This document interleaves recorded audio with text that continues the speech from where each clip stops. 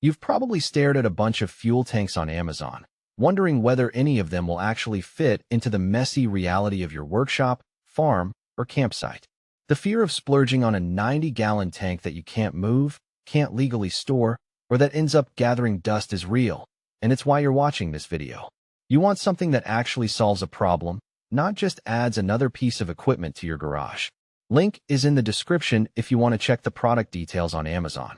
Let's break down the RDS MFG INC Fuel Transfer / Auxiliary Tank / Toolbox combo and see if it lives up to the hype, or if it's another case of big on paper, small in practice.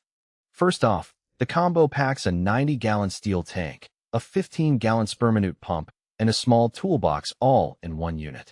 That's a lot of functionality crammed together, and it's aimed at people who need to store a serious amount of diesel, gasoline, or propane-compatible fuel and then move it quickly to another container or a piece of equipment. The question is whether that all-in-one approach actually makes life easier for you. If you run a small landscaping business, you know the drill. You're hauling a generator, a pressure washer, and a couple of ride-sun mowers from site to site. Refilling each piece of equipment with a handheld pump is a nightmare, especially when the day's schedule is already tight. The RDS combo gives you a central fuel reservoir that you can keep on a concrete pad in the shop, hook up the built-in pump, and fill your equipment in a matter of minutes. The 15 GPM flow rate isn't a race car level speed, but it's fast enough to fill a 20-gallon generator tank in under 2 minutes, which is a noticeable time saver compared to the slower hand pump models you might have used before. Now picture a weekend RV enthusiast who likes to travel off-grid. The idea of hauling a 90-gallon tank on a roof rack is absurd, but having a stationary tank at your home base can cut down on the number of fuel stops you need to make on the road. You fill the tank once, then use the built-in pump to top off your RV's onboard tank before you hit the highway. The included toolbox is a nice touch for storing the hose, fuel filter, and a few extra fittings, so you're not rummaging through a drawer every time you need a connection. That said, the sheer size of a 90-gallon steel container is the first practical hurdle. When it's full of gasoline, you're looking at roughly 560 pounds of liquid, plus the weight of the tank itself. Even the empty unit isn't light.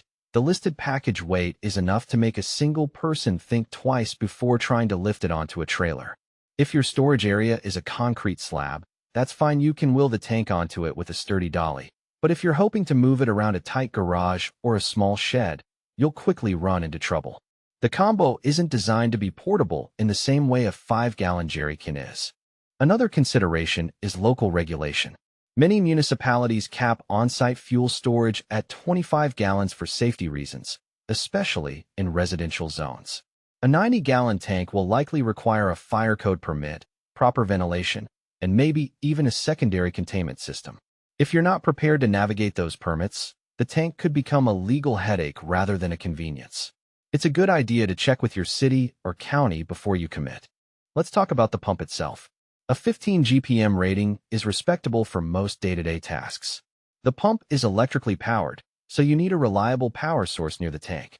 Users have noted that the pump runs quietly enough not to be a nuisance in a workshop, but it does draw a fair amount of current, so you'll want a dedicated circuit if you plan to run it often. The flow rate isn't going to fill a 200-gallon tractor tank in seconds, but for the typical auxiliary tank sizes you'll see in construction equipment or a large generator, it's more than adequate. What about durability?